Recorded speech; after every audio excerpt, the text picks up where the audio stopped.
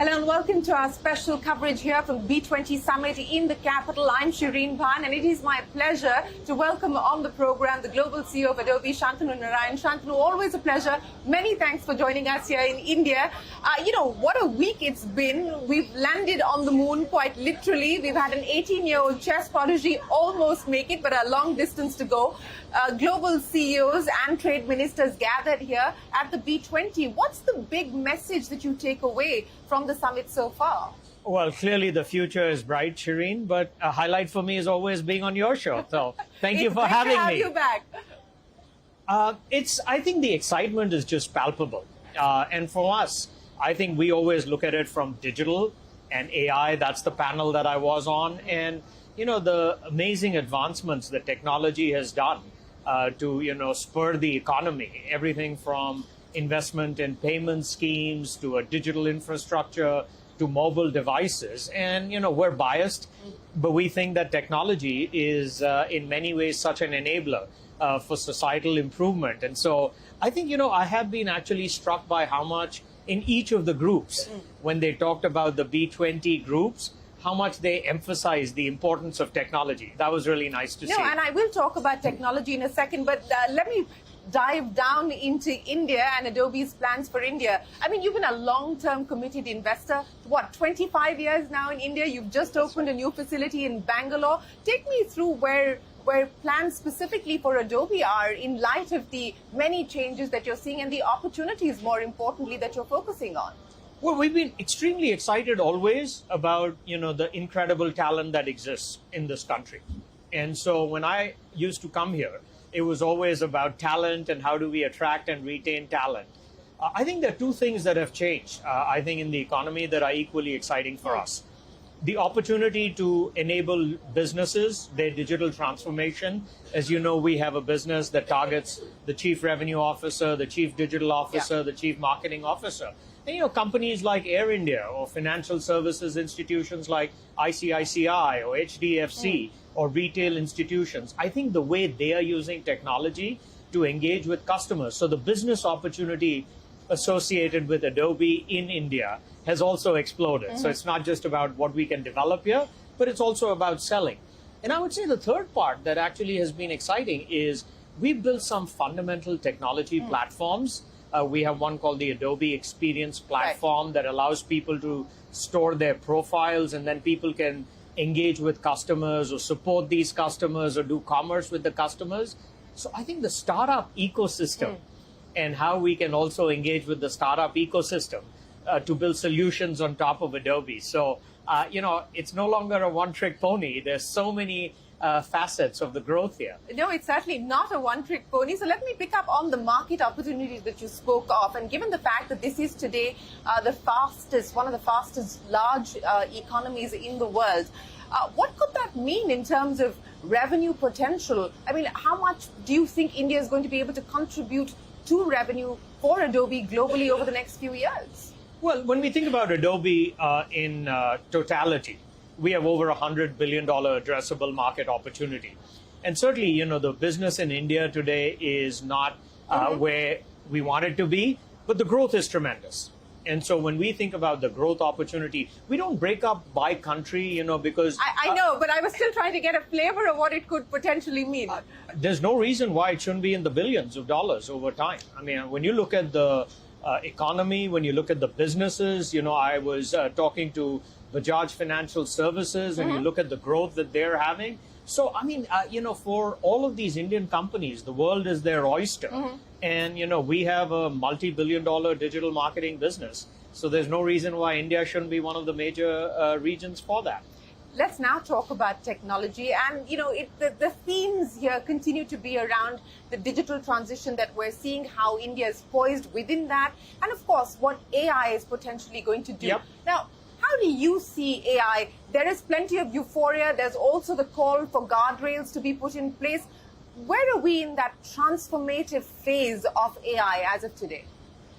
If you think about the amount of attention globally that the entire computer industry is placing on AI, that's why I think you're seeing these transformative leaps. And I've been in this business for a long time. I really haven't seen the kind of progress in any other field like I'm seeing in AI. For us, it first starts with creativity. People fear the blank screen when you want to create a movie production or when you want to write a report. And so I think the ability for AI to enable this creative expression to really explode, because every K through 12 student or the largest enterprise in the world has ideas. And if we can help them bring those ideas to life with AI, because generative AI in particular, which is all the buzz, really enables you to start to describe what you want to create. And the computer takes care of it for you. And, we've always been about how do we make the task at hand, get more and more invisible so you can focus on the output. So I think generative AI and creativity, when you actually look at the traffic for this new product that we created called Firefly, the traffic in India is tremendous. And I think it just represents the innate interest. Whether you're a K through 12 student or whether you're one of these largest SI companies, you're doing content automation, content production, content localization, content personalization. And so I think the reduction of a lot of these mundane tasks is going to change. And, I think creative is going to be both at the front end of that process, allow that creative expression to really explode, and at the back end of that process, which is the automation and the production and the distribution and the personalization to really happen. So from a business opportunity, we think it's great. We think it's incredibly exciting. You talked about Firefly, and that is your sort of answer to this generative AI space that we are currently talking about. But what about monetization, and how long before we actually start to see it delivering on its true monetization potential? When we think about AI, and when we think about Adobe in aggregate, we've always said, how do we get more people to our platform? And, it's not just about the creative professionals at the top of the pyramid. It's the halo effect of that with communicators and then with consumers. So we've always been a company, when you think about PDF and the number of people who use it. So the way we would talk about monetizing it, first, we are going to have with Firefly as well as with Adobe Express, which just recently launched. It's a brand new version of people using a web-based browser to create content. We will have a freemium model. So you can come in, you can trial it out, you can perhaps use a certain number of generations. And then for all of the products that we have, I think what's really taken the world by storm is this feature called generative fill in Photoshop, where within a Photoshop composition, you can suddenly say, I just want to change a layer within Photoshop. So I think the value for our creative professionals, both in terms of enabling more people to the platform as well as retention, because now they're getting more value for it. And then I think credit packs.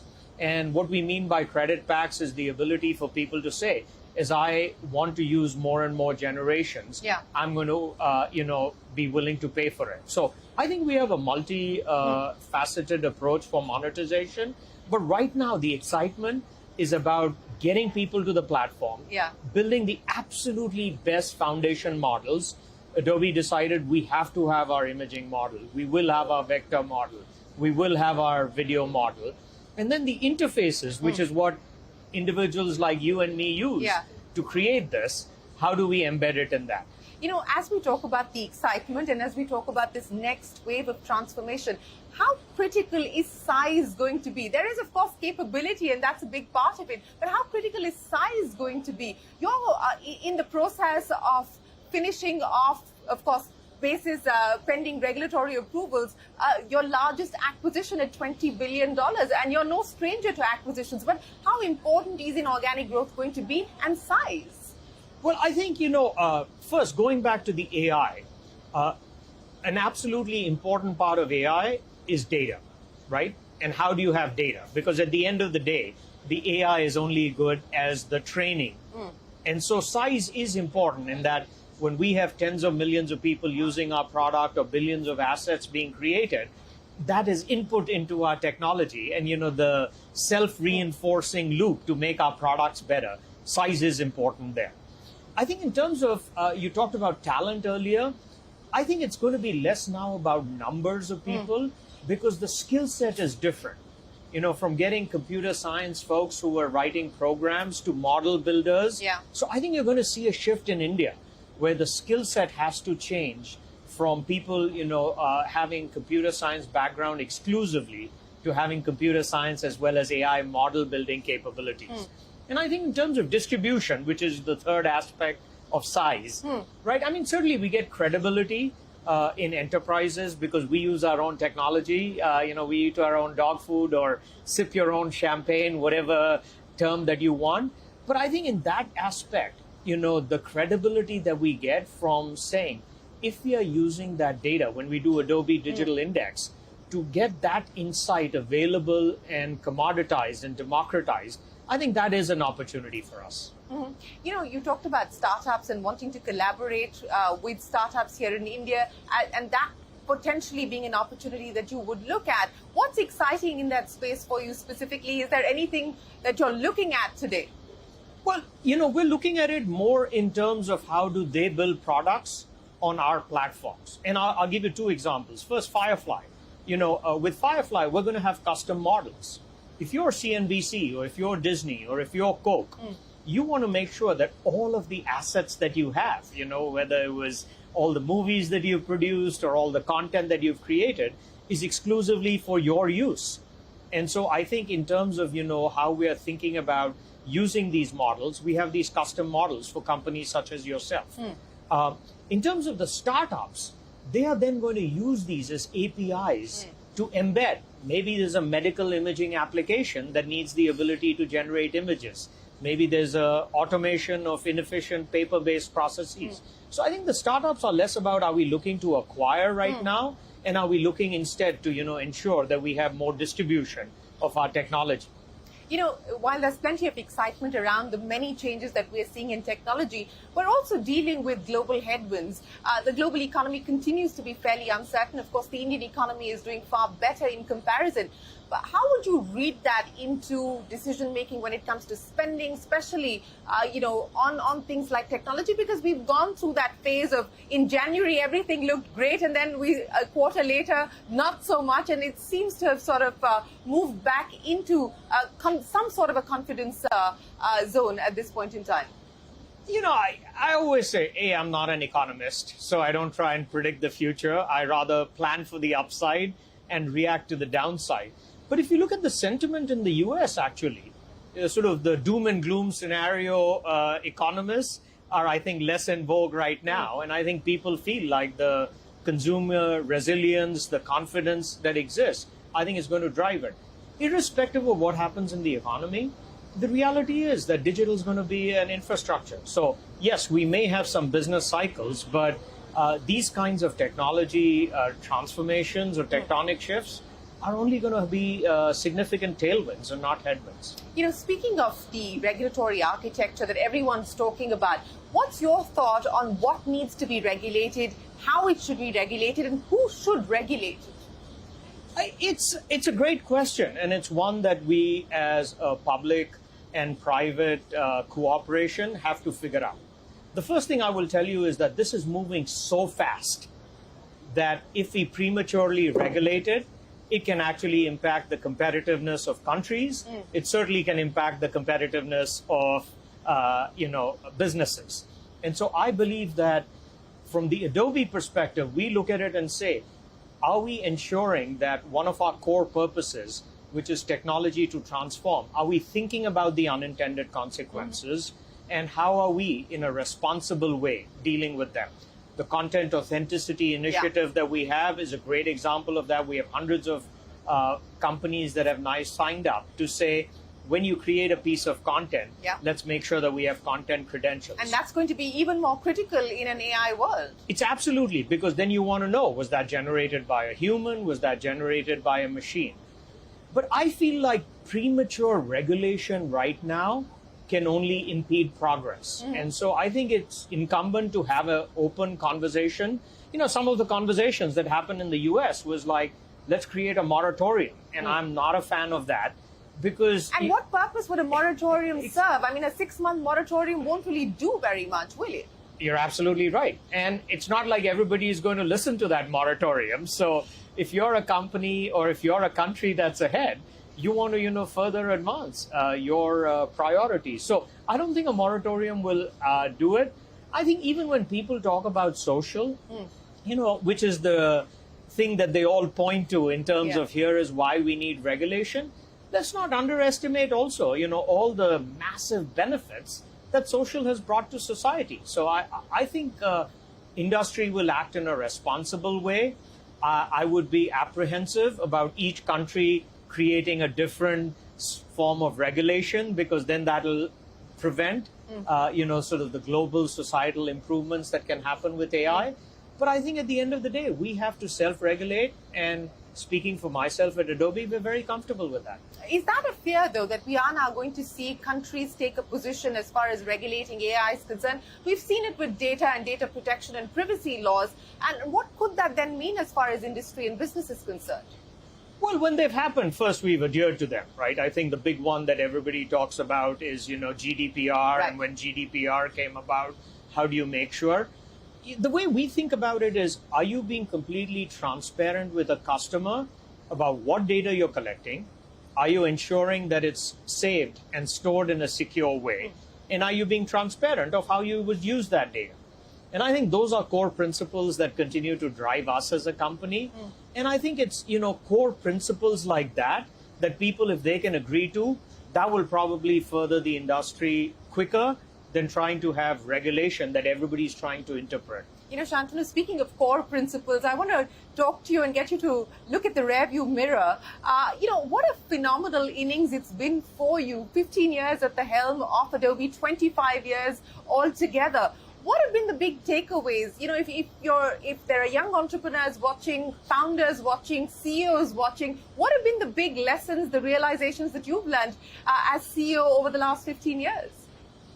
Well, Shireen, first, it's been the journey of a lifetime. And as you know, unfortunately, we lost one of our co-founders earlier this week. The privilege to have worked with Adobe, which has transformed forms of written communication as we know it in the world, has been an absolute blessing for me.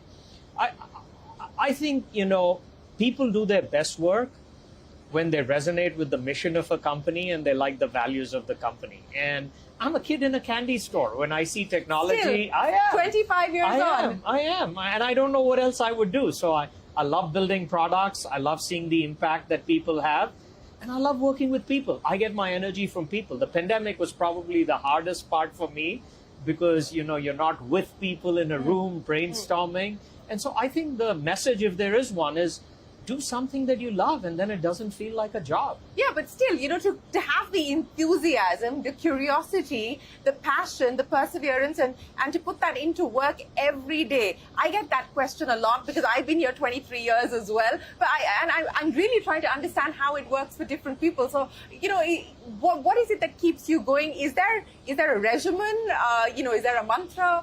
I should ask you that question. You're the expert on this, Shireen. On another show. Okay. Well, I would just say I love what I do, and I like building products. And hopefully I've demonstrated that I have the ability to try and understand how products can have impact. As you know, I wanted to be a journalist. And so vicariously, I'm still in the journalism industry. You are. And I'm helping, the world communicate. But yes, you're certainly helping with storytelling. Yes. I think it's working with people. If there's a joy that I really get, it's working with people. You talked about the fact that you're seeing such a fast pace of change, and this is something that you haven't seen before in the 25 years that you've been in the tech industry. What's also changed in terms of leadership? I mean, you've got a situation in your backyard where we almost had a caged fight which didn't come to. What are you seeing in terms of changes in leadership styles, and who's driving technology at this point in time, and what's driving the aspiration at this point? I think leadership is changing. I've always said there are two things that leaders have to do. You have to help plant the flag, and if you have to help build the rope.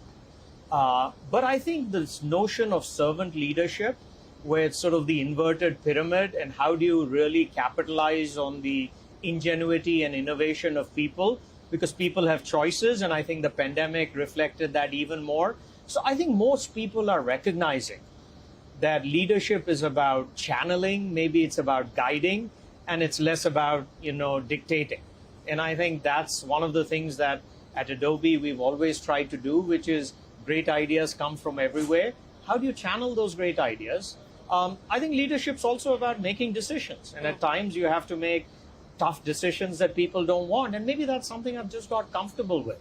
I'm not always going to be right. And so being comfortable with the fact that you're going to make wrong decisions, but then you move on and you wake up, I think those are the two things I've learned. So what's the big idea of 2023 that is still playing in your mind, or something that you've already acted upon? I think we're so early with AI. I think you'll see us, have AI embedded in our products for the next 6 months. I was in the Noida office earlier this week, and I saw some of the amazing things that are working on. So I think the world's going to be amazed by this. I think, we tend to say it's over before it started. And so I think we're just getting started with AI.